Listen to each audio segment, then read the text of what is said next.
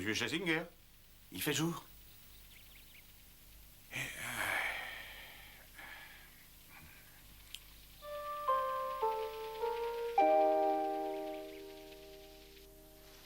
est 6 heures du matin, heure occidentale. Debout là-dedans, mon cher Barnet.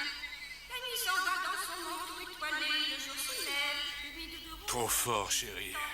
Mais trop tôt.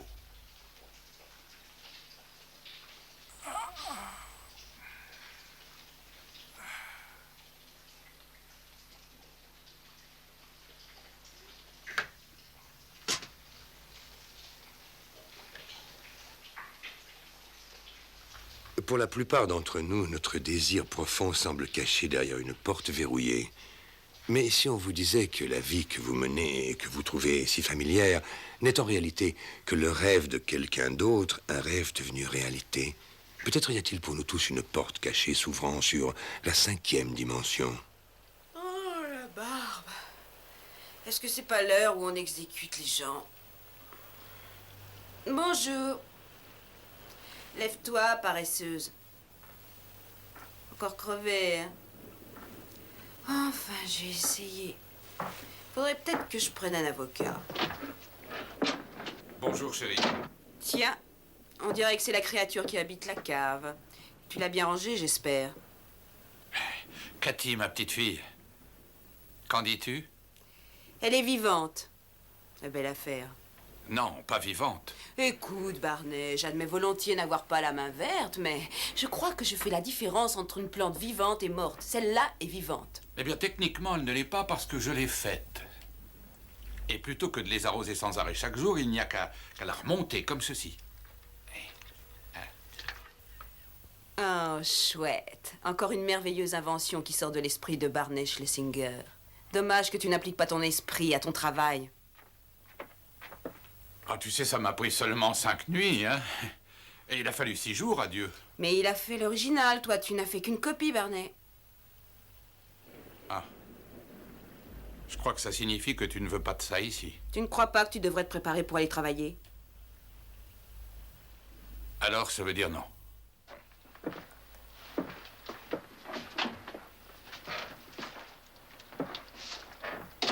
On n'a pas besoin de copie, Barnet. Dis ça à Rank Xerox.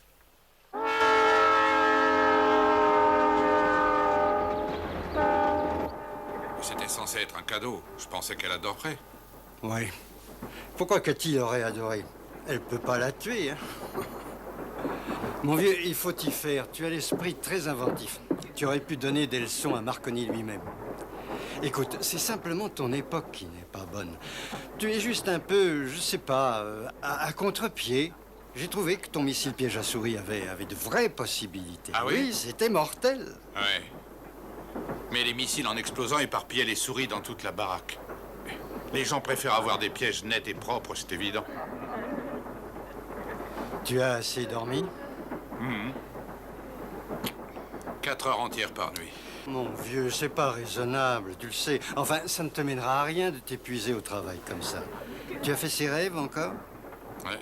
Toutes les nuits depuis une semaine. Et c'était quoi cette fois? La garden party? Ou tu étais en train d'examiner ta collection de vins fins? Je rêvais que je me réveillais. Je comprends pas qui se réveille, toi ou le gars dans le rêve? Moi? Ou l'autre? Enfin, tous les deux.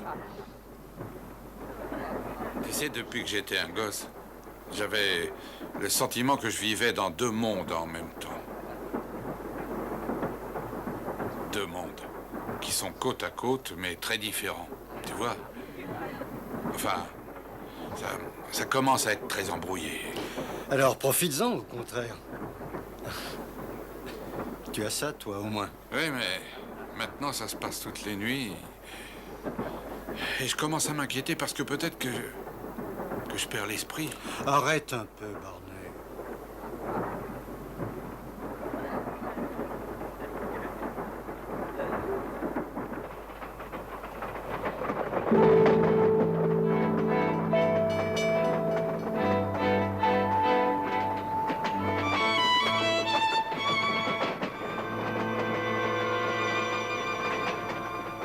journée, monsieur Schlesinger. Ne sont-elles pas toutes? Puis-je vous poser une question, monsieur? Un petit tuyau de première main, Steve.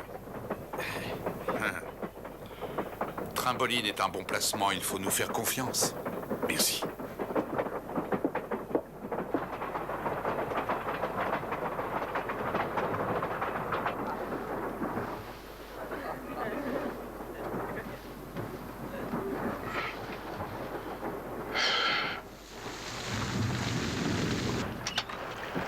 Désolé, je suis en retard.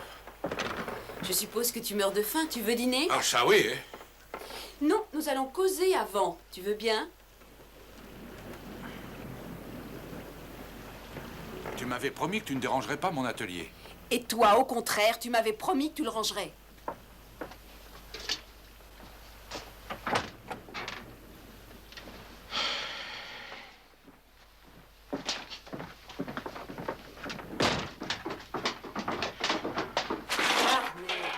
Ce bazar est là-dedans depuis qu'on a emménagé ici. Mais regarde ça. Regarde-nous. Tout est sans dessus-dessous.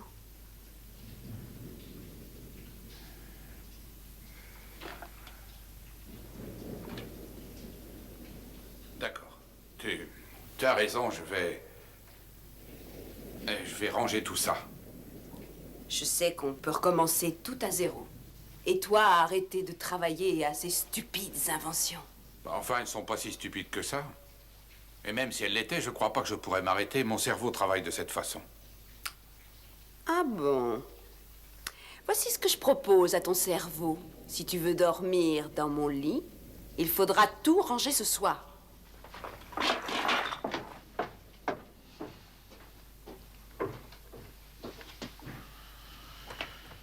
Eh, tu parles d'un choix.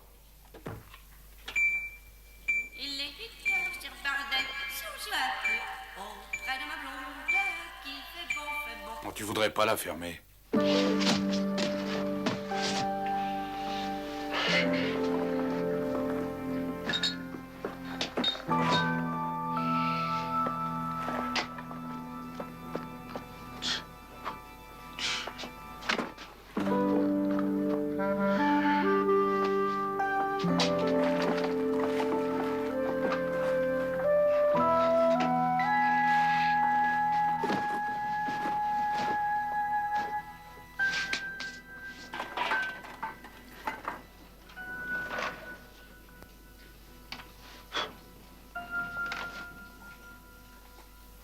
Le missile anti-souris.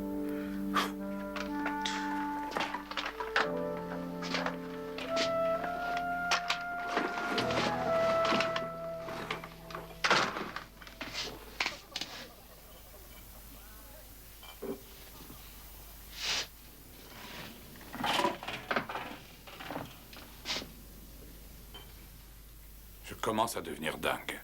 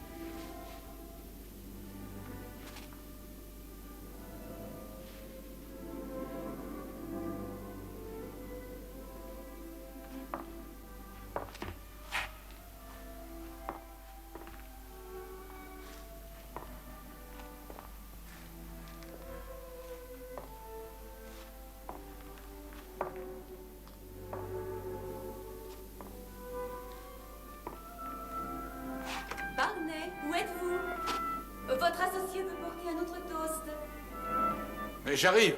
Je monte tout de suite. Dépêchez-vous.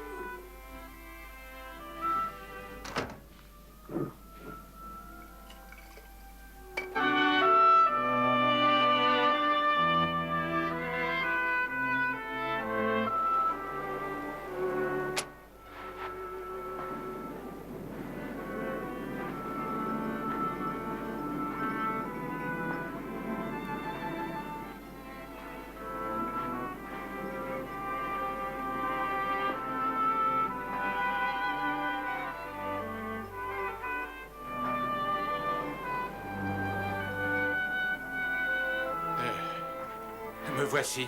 Ah, enfin, on vous croyait disparu. Eh bien, nous avons réussi.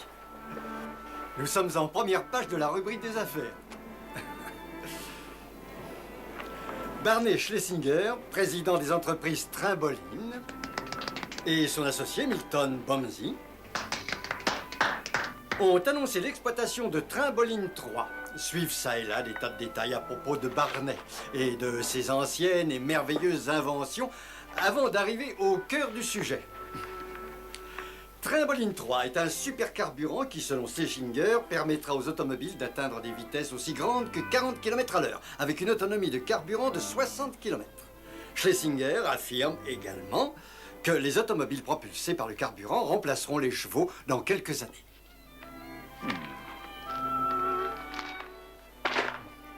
J'ai l'impression, une fois encore, qu'ils sont sceptiques. Et une fois encore, ils apprendront que Barney Schlesinger est un homme en avance sur son temps.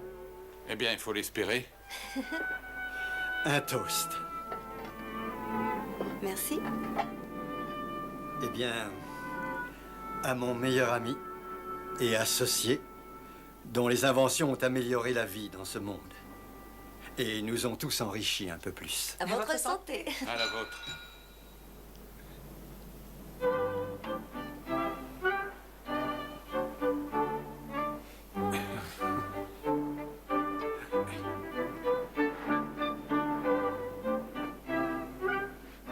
Voudriez-vous danser, mon vieil ami?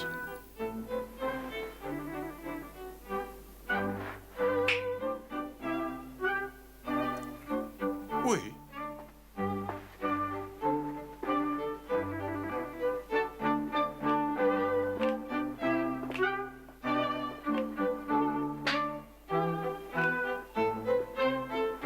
Vous savez, je pense que j'aimerais bien être un homme, parfois.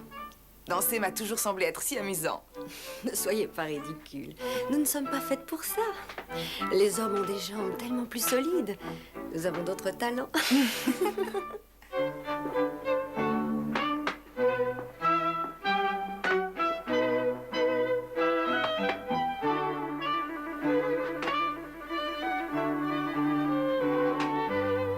N'est-il pas grand temps de faire un honnête mari du très charmant Monsieur Schlesinger? Demandez la main de Barney. Eh bien, je dois avouer que la chose m'est venue à l'esprit. Tout lui réussit si bien, il est si intelligent.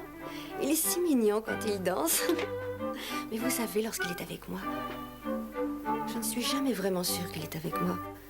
Voyez ce que je veux dire? Une autre femme? C'est l'éternel masculin.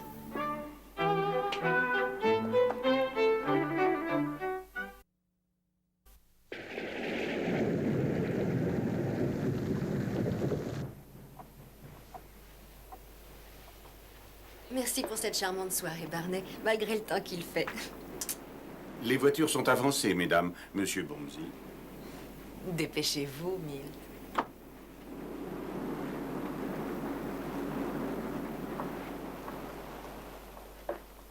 Est-ce que ça va, mon ami? Vous semblez distant ce soir. Un peu fatigué, peut-être. Encore ces rêves. Des rêves? Eh, vos rêves, dans lesquels vous vivez un monde tout à côté. Un monde où vous êtes complètement libéré de toutes ces responsabilités, de toute cette célébrité, cette gloire. Je ne vois pas ce que vous y trouvez de si attrayant, Barney. Je dois vous paraître assez ridicule. Aux détails que vous m'avez racontés, disons que ça semble très fascinant. Comme l'horreur peut être fascinante. Barney, je voudrais vous demander... Suis-je dans ces rêves? Ah oui, oui, vous y êtes. Et suis-je toujours votre associé? Non. En toute honnêteté, je peux dire que dans ces rêves, vous êtes toujours mon meilleur ami. Alors, dans ce monde-là, je suis heureux aussi.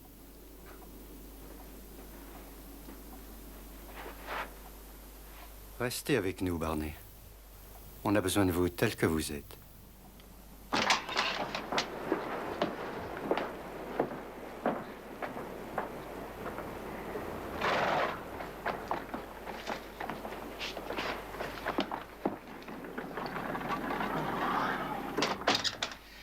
Est-ce que ce sera tout pour aujourd'hui, monsieur Schlesinger? Oui, oui, parfait, parfait. Merci.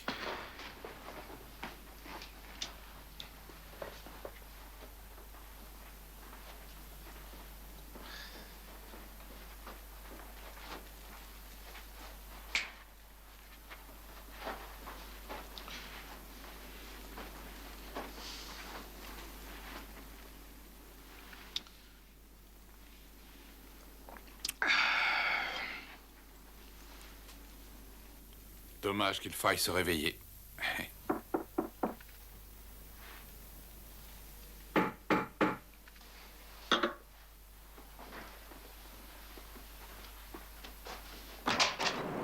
Oh, excusez-moi de vous déranger par une nuit pareille. Mais mon carrosse a versé dans un fossé et mes chevaux se sont enfuis. Cathy? Nous a-t-on présenté? Non, non, je ne pense pas. Mais comment connaissez-vous mon nom? Eh bien, vous ressemblez à quelqu'un. Oui. Bah, je vous en prie, faites comme chez vous et asseyez-vous pendant que j'appelle le maître d'hôtel. Jeeves! Morgan? Henry! J'arrive, monsieur.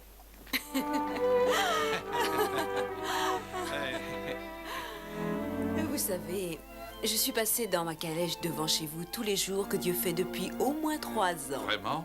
Je me suis toujours demandé qui vivait ici. Il ne m'est pas venu à l'esprit et je n'ai jamais soupçonné que ça pourrait être le célèbre Barney Schlesinger. Eh bien, je ne me rendais pas compte que j'étais si célèbre. Est-ce que je vous paraîtrais impertinente si je vous posais une question?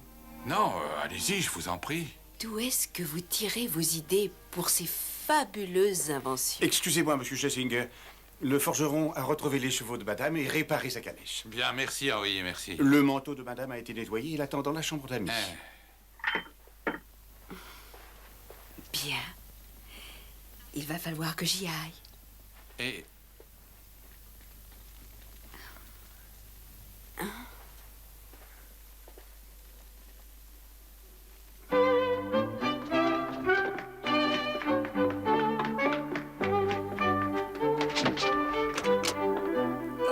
Barney, je ne sais pas quoi dire. J'étais sur le point de renoncer. J'ai presque terminé.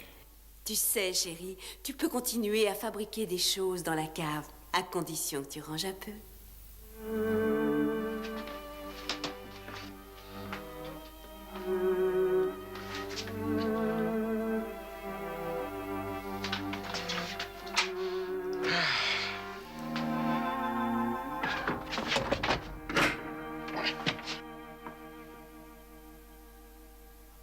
Bonne chance, Barney.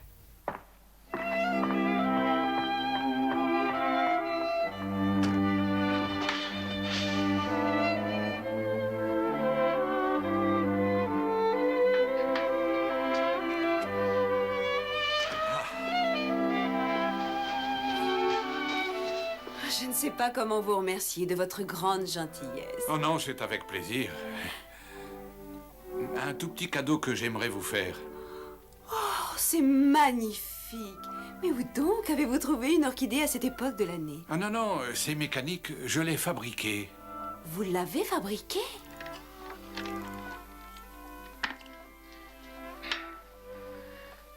Je tiens dans la main un original de Barney Schlesinger. Oui. Merci, merci beaucoup. Oh, je la conserverai précieusement. Monsieur Schlesinger. Oh non, Barney, appelez-moi Barney, je vous en prie. Barney, me trouveriez-vous indiscrète si je venais vous rendre visite un soir? Cathy, ma petite fille, je pense que désormais, je vous attendrai tous les soirs.